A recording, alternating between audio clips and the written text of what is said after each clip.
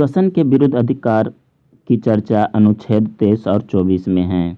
अनुच्छेद 23 बालात जबरदस्ती श्रम तथा बेरोजगारी बिना वेतन पर रोक लगाया गया, किंतु राष्ट्रीय सुरक्षा के मुद्दे पर बालात श्रम या बेरोजगारी कराया जा सकता है। अनुच्छेद 24 14 वर्ष से कम उम्र के बच्चे को खतरनाक काम में नहीं लगाया जा सकता है, जैसे कारखाना ये सब में 14 वर्ष से कम उम्र के बच्चे को काम नहीं करा सकते हैं। धार्मिक स्वतंत्रता का अधिकार अनुच्छेद 25 से 28 में चर्चा है, जिसमें अनुच्छेद 25 अंतःकरण की चर्चा अर्थात व्यक्तिगत धार्मिक स्वतंत्रता की चर्चा है। इसके तहत सिखों को कृपान यानी कि तलवार और मुसलमानों को दादी और हिंदुओं को टीकी रखने का स्वतंत्रता है। अनुच्छेद 26 इसमें सामूहिक धार्मिक स्वतंत्रता है। इसी के तहत यज्ञ, हवन, सड़क पर नमाज पढ़ने की अनुमति और दुर्गा पूजा में सड़क पर टेंट लगाने की अनुमति दी जाती है। अनुच्छेद 27 धार्मिक कार्य के लिए रखा गया धन पर टैक्स नहीं लगता है। अनुच्छेद 28 सरकारी धन से चल रहे संस्था में धार्मिक शिक्षा नहीं दी जाती है, लेकिन संस्कृत एक भाषा है, ना कि हिंदू धर्म के धार्मिक शिक्षा। इसी प्रकार उर्दू तथा अरबी एक भाषा है, ना कि इस्लाम धर्म की शिक्षा। अतः सरकारी मदरसा में अनुच्छेद 28 का उल्लंघन नहीं किया जाता है।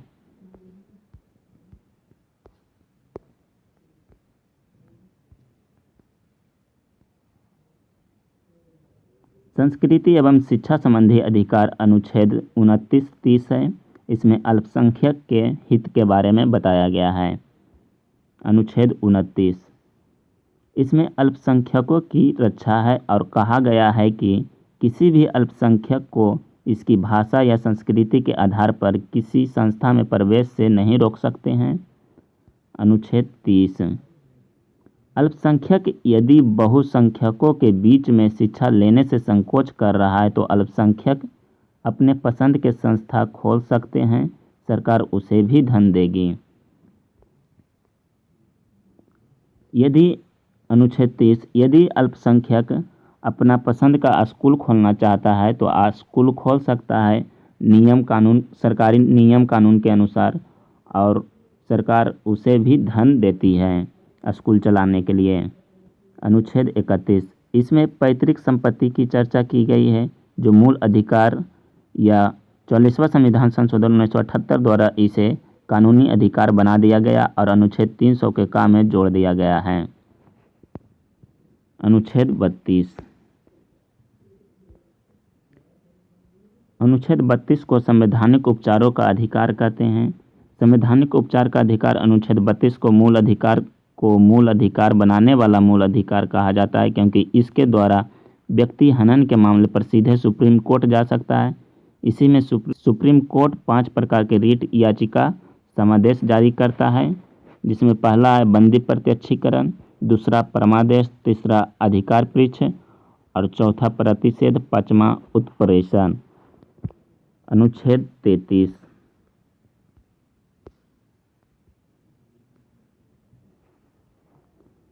अनुच्छेद 33 में कहा गया है कि राष्ट्रीय सुरक्षा के हित में संसद, सेना, मीडिया तथा गुप्तचर के मूल अधिकार को सीमित कर सकती है। जैसे कि आप देखे होंगे कि मीडिया वाले सैनिक के लड़ाई में सभी जगह नहीं जाते हैं। अनुच्छेद 34 भारत के किसी भी क्षेत्र में सेना का कानून मार्शल लॉ लागू किया जा सकता है। सेना के न्यायालय को कोर्ट मार्शल कहते हैं। सबसे कठोर मार्शल लॉ AFSA है, AFSPA है। अनुच्छेद 35 भाग 3 में दिए गए मूल अधिकार के लागू होने की विधि की चर्चा है। भाग 35 में भाग 4 नीति निर्देशक तत्व अनुच्छेद 36 से 51 है। अनुच्छेद 36 इसमें नीति निर्देशक तत्व की परिभाषा दिया गया है। अनुच्छेद 37 इसे न्यायालय द्वारा लागू नहीं कराया जा सकता है, अर्थात या न्यायालय द्वारा परिवर्तनीय नहीं है या वाद योग्य नहीं है। अनुच्छेद 38।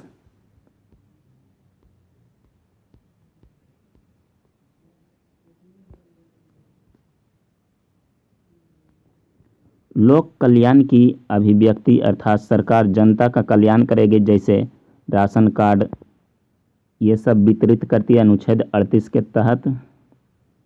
अनुच्छेद 39। समान काम के लिए स्त्री पुरुष को समान वेतन दिया जाएगा अनुच्छेद 39 में। अनुच्छेद 39 के का निःशुल्क विधि कानूनी सहायता 42वां संशोधन 1976 के तहत निःशुल्क विधि कानूनी सहायता दिया जाएगा। अनुच्छेद 40। ग्राम पंचायत का संगठन की चर्चा है। अनुच्छेद 41।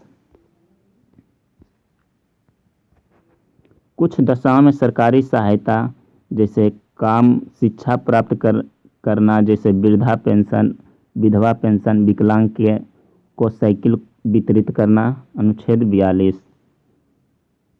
न्याय संगत कार्यों के मनोचित दशा तथा प्रस्तुति सहायक उपलब्ध कराना जैसे गर्भवती महिला द्वारा कठोर शारीरिक श्रम न कराना। अनुच्छेद 43।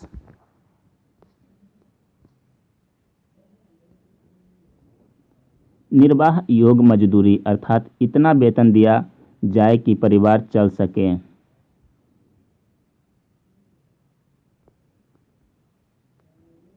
अनुच्छेद 44।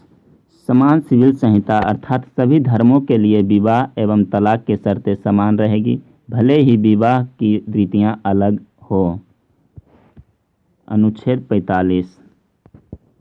6 वर्ष के कम आयु के बच्चे के स्वास्थ्य का ध्यान रखना सरकार की जिम्मेदारी है तथा 6 से 14 वर्ष के आयु के बच्चे का निःशुल्क शिक्षा देना सरकार की जिम्मेदारी है।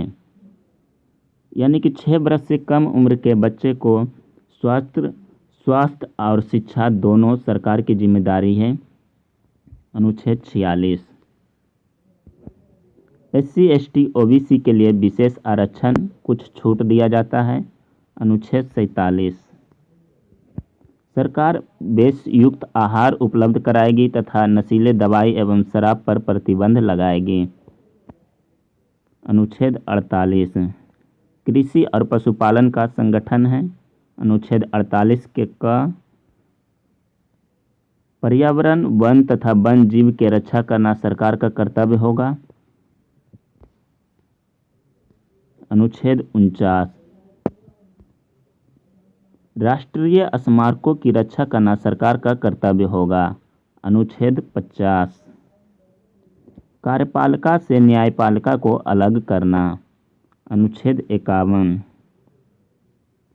अंतर्राष्ट्रीय शांति को बढ़ावा देना, अंतर्राष्ट्रीय विवादों को मध्यस्थ द्वारा सुलझा देना। इसी अनुच्छेद के तहत भारत UNO का सदस्य बना।